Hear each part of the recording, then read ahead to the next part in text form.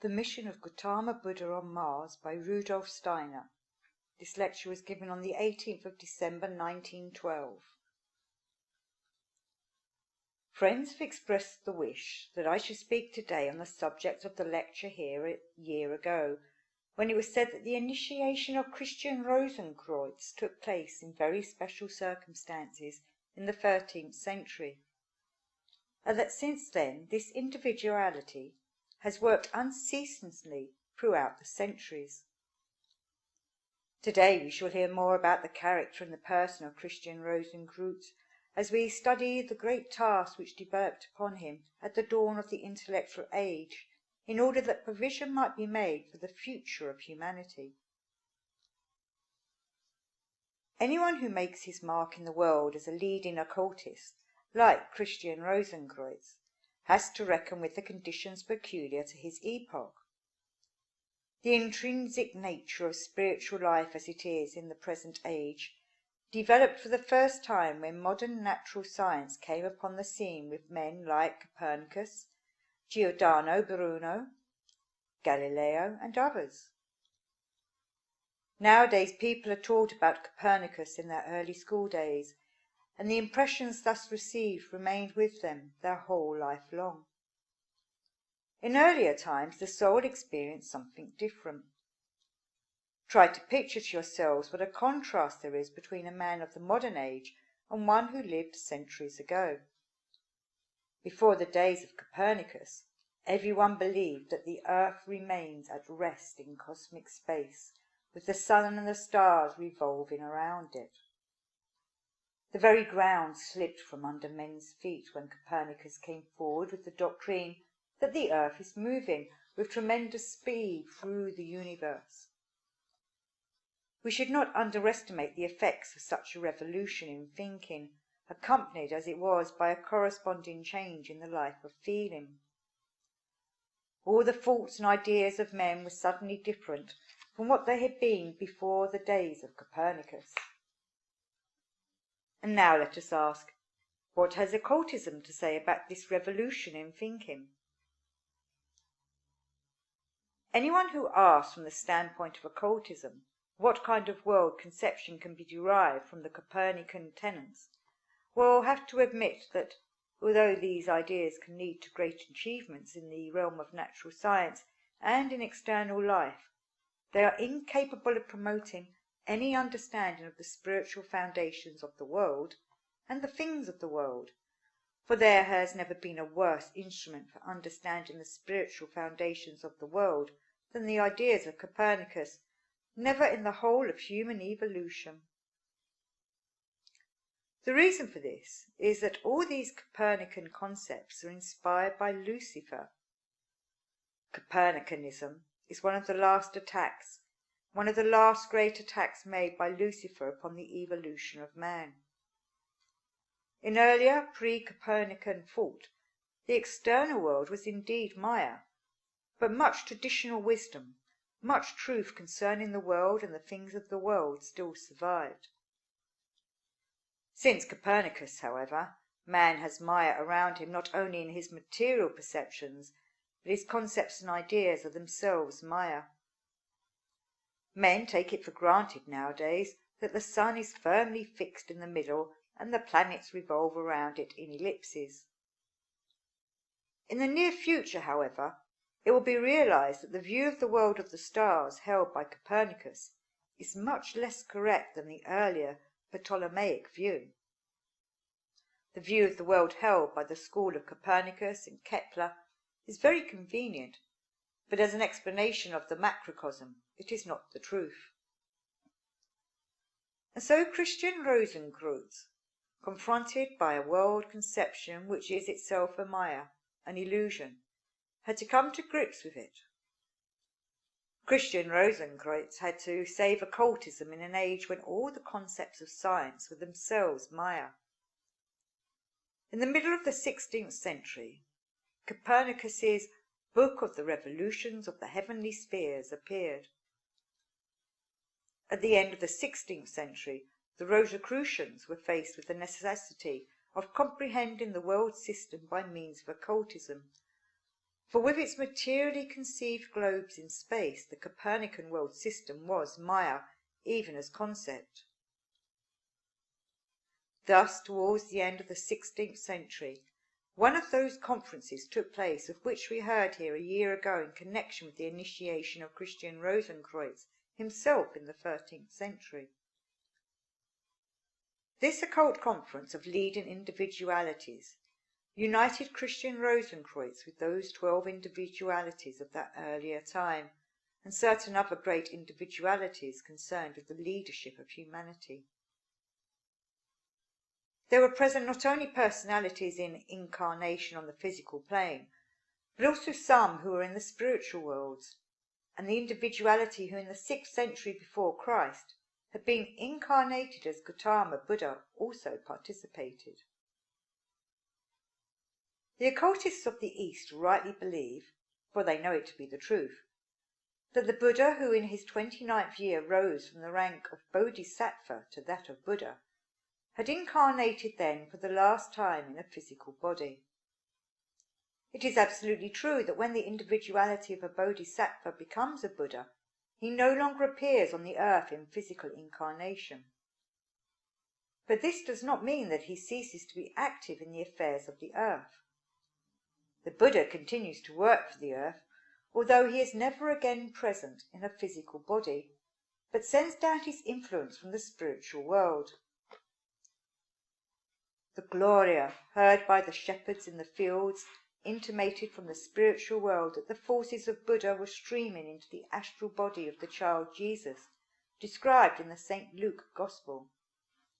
The words of the Gloria came from Buddha, who was working in the astral body of the child Jesus.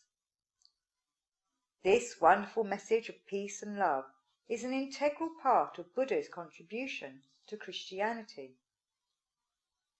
But later on too, Buddha influences the deeds of men, not physically, but from the spiritual world, and he has cooperated in measures that have been necessary for the sake of progress in the evolution of humanity.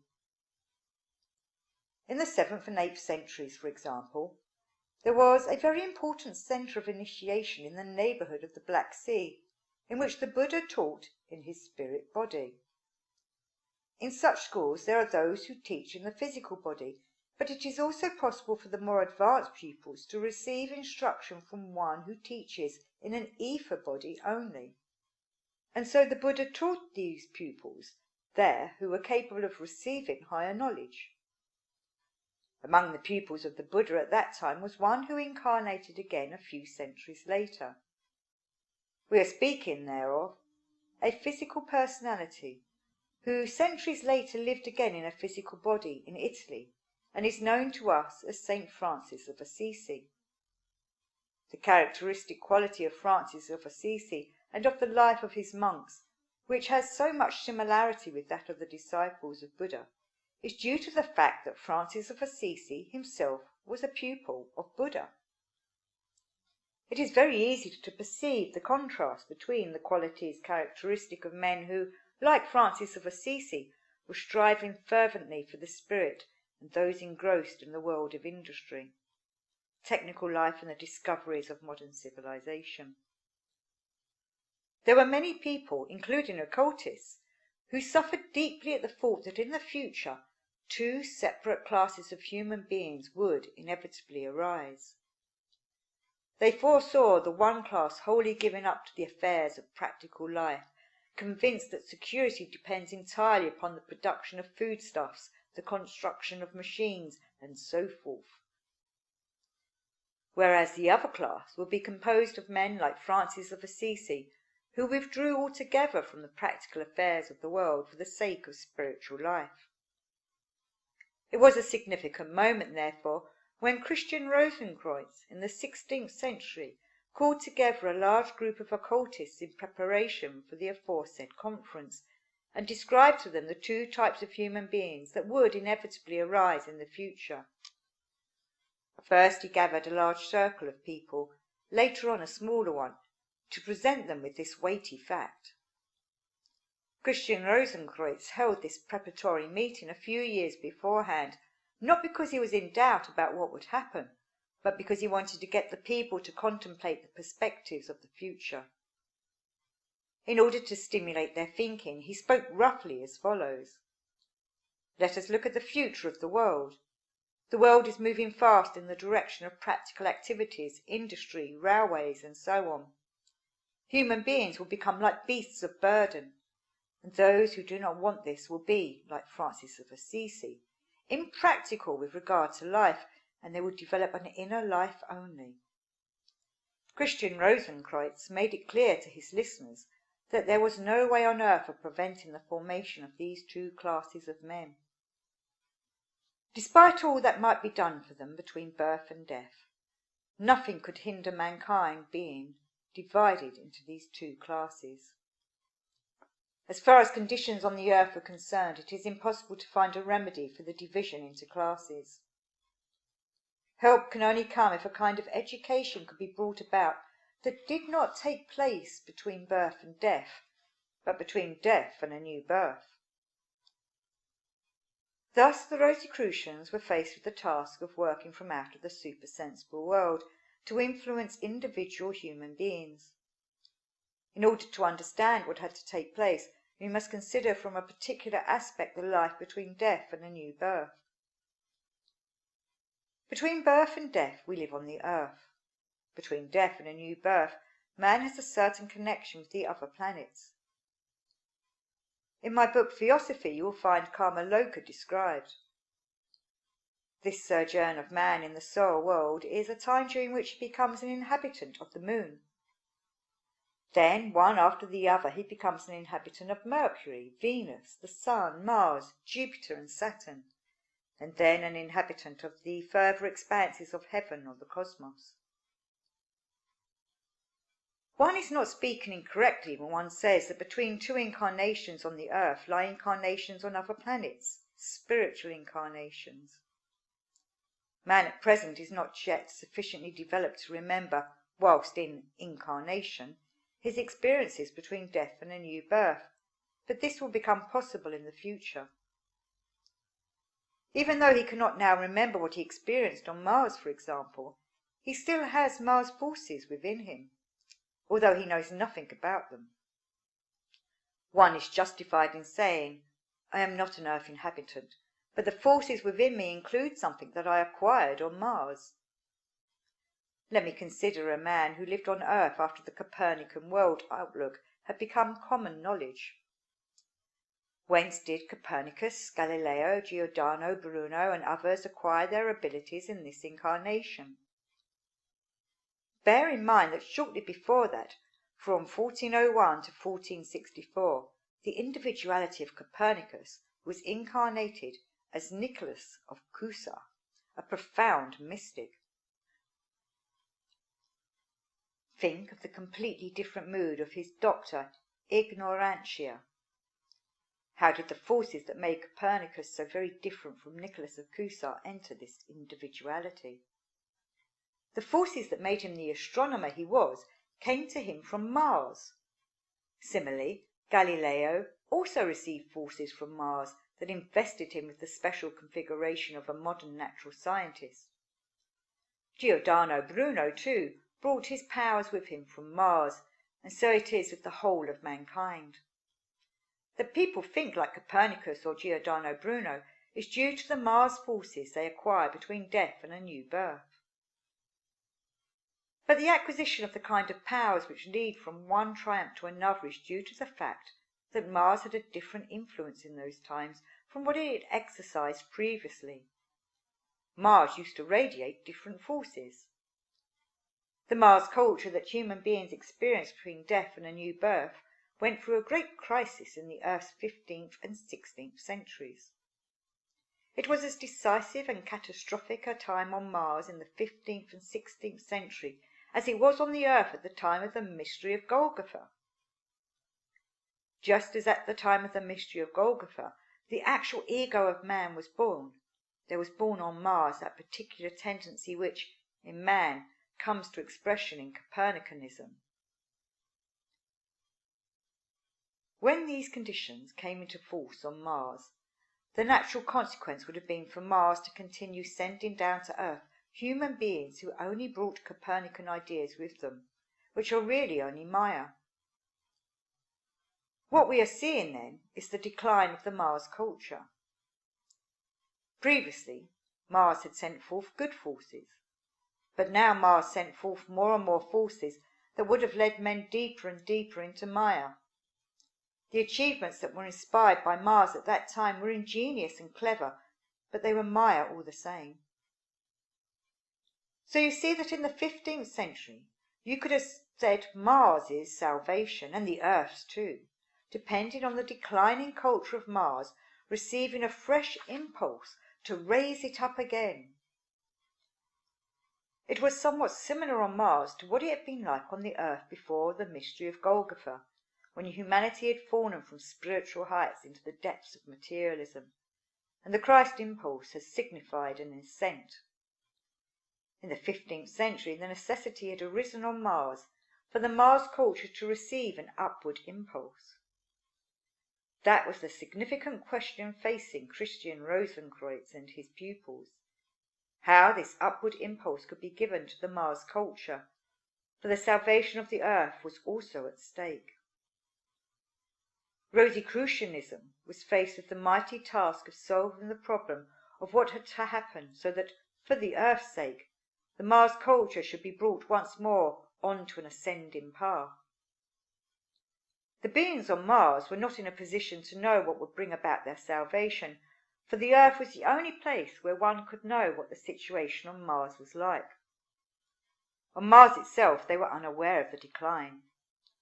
Therefore, it was in order to find a practical solution to this problem that the aforesaid conference met at the end of the 16th century.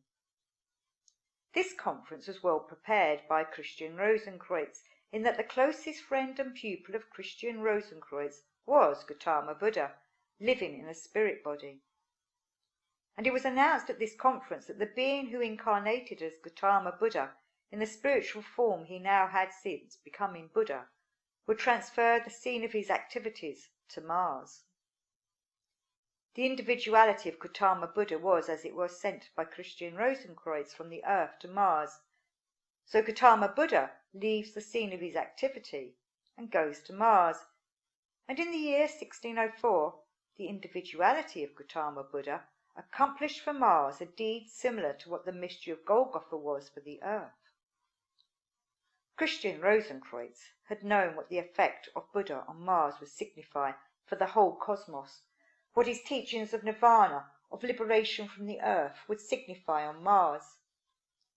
The teaching of nirvana was unsuited to a form of culture directed primarily to practical life. Buddha's pupil, Francis of Assisi, was an example of the fact that this teaching produces, in its depths, complete remoteness from the world and its affairs. But the content of Buddhism, which was not adapted to the practical life of man between birth and death, was of great importance for the soul between death and a new birth. Christian Rosenkreutz realized that for a certain purification needed on Mars, the teachings of Buddha were preeminently suitable. The Christ being, the essence of divine love, had once come down to the earth to a people in many respects alien, and in the 17th century Buddha, the Prince of Peace, went to Mars, the planet of war and conflict, to execute his mission there. The souls on Mars were warlike, torn with strife. Thus Buddha performed a deed of sacrifice similar to the deed performed in the mystery of Golgotha by the bearer of the essence of divine love. To dwell on Mars as Buddha was a deed of sacrifice offered to the cosmos. He was, as it were, the lamb offered up in sacrifice on Mars, and to accept this environment of strife was for him a kind of crucifixion. Buddha performed this deed on Mars in the service of Christian Rosenkreutz. Thus do the great beings who guide the world work together not only on the earth, but from one planet to another. Since the mystery of Mars was consummated by Gautama Buddha, human beings have been able, during the period between death and a new birth, to receive from Mars different forces from those emanating during Mars's cultural decline. Not only does a man bring with him into a new birth quite different forces from Mars, but because of the influence exercised by the spiritual deed of Buddha, forces also stream from Mars into men who practice meditation as a means of reaching the spiritual world. When the modern pupil of spiritual science meditates in the sense indicated by Christian Rosenkreutz, forces sent to the earth by Buddha as the Redeemer of Mars stream to him. Christian Rosenkreutz is thus revealed to us as the great servant of Christ Jesus, but what Buddha, as the emissary of Christian Rosenkreutz, was destined to contribute to the work of Christ Jesus, this had also to come to the help of the work performed by Christian Rosenkreutz in the service of Christ Jesus. The soul of Gautama Buddha has not again been in physical incarnation on the earth, but is utterly dedicated to the work of the Christ impulse. What was the word of peace sent forth from the Buddha to the child Jesus described in the Gospel of St. Luke? Glory in the heights and on the earth, peace. And this word of peace, issuing mysteriously from Buddha, resounds from the planet of war and conflict to the soul of men on earth. Because all these things had transpired, it was possible to avert the division of human beings into the two distinct classes, consisting on the one hand of men of the type of Francis of Assisi, and on the other of men who live wholly as materialists.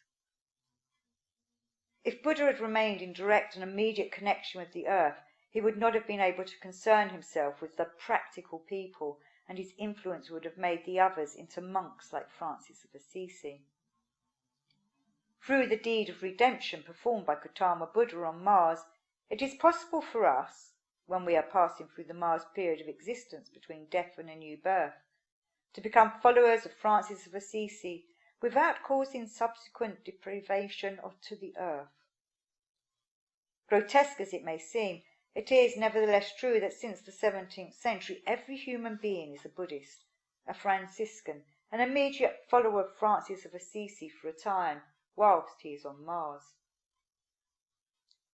Francis of Assisi has subsequently only had one brief incarnation on earth as a child, and he died in childhood and has not incarnated since.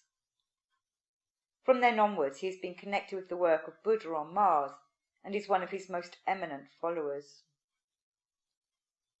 We have thus placed before our souls a picture of what came to pass through that great conference at the end of the 16th century, which resembles what happened on earth in the 13th century, when Christian Rosenkreutz gathered his faithful around him. Nothing less was accomplished than that the possibility was given of averting from humanity the threatened separation into two classes, so that men might remain inwardly united. And those who want to develop esoterically despite their absorption in practical life can achieve their goal because the Buddha is working from the sphere of Mars and not from the sphere of the earth. Those forces which help to promote a healthy esoteric life can therefore also be attributed to the work and influence of Buddha. In my book, Knowledge of the Higher Worlds and Its Attainment, I have dealt with the methods that are appropriate for meditation today. The essential point is that in Rosicrucian training, development is such that the human being is not torn away from the earthly activities demanded of him by his karma. Rosicrucian esoteric development can proceed without causing the slightest disturbance in any situation or occupation in life. Because Christian Rosenkreutz was capable of transferring the work of Buddha from the earth to Mars, it has become possible for Buddha also to send his influences into men from outside the earth. Again, then, we have heard of one of the spiritual deeds of Christian Rosenkreutz, but to understand these deeds of the 13th and 16th century, we must find our way to their esoteric meaning and significance. It would be good if it were generally realized how entirely consistent the progress of theosophy in the West has been since the founding of the European section of the Theosophical Society. Here in Switzerland we have given lecture cycles on the 4 Gospels. The substance of all these Gospel cycles is potentially contained in my book Christianity as Mystical Fact, written 12 years ago. The book Knowledge of the Higher Worlds and Its Attainment describes the Western path of development that is compatible with practical activities of every kind. Today I've indicated that a basic factor in these matters is the missions assigned to Gautama Buddha by Christian Rosenkreutz, for I've spoken of the significant influence which the transference of Buddha to Mars made possible in our solar system. And so stone after stone fits into its proper place in our Western philosophy, for it has been built up consistently and in obedience to principle, and everything that comes later harmonizes with what went before. Inner consistency is essential in any world conception if it is to stand upon the ground of truth. And those who are able to draw near to Christian Rosenkreutz see with reverent wonder in what a consistent way he has carried out the great mission entrusted to him, which in our time is the Rosicrucian Christian path of development.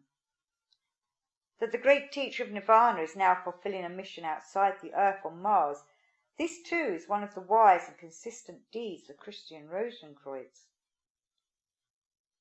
In conclusion, the following brief practical indication will be added for those who aspire to become pupils of Christian Rosenkreutz.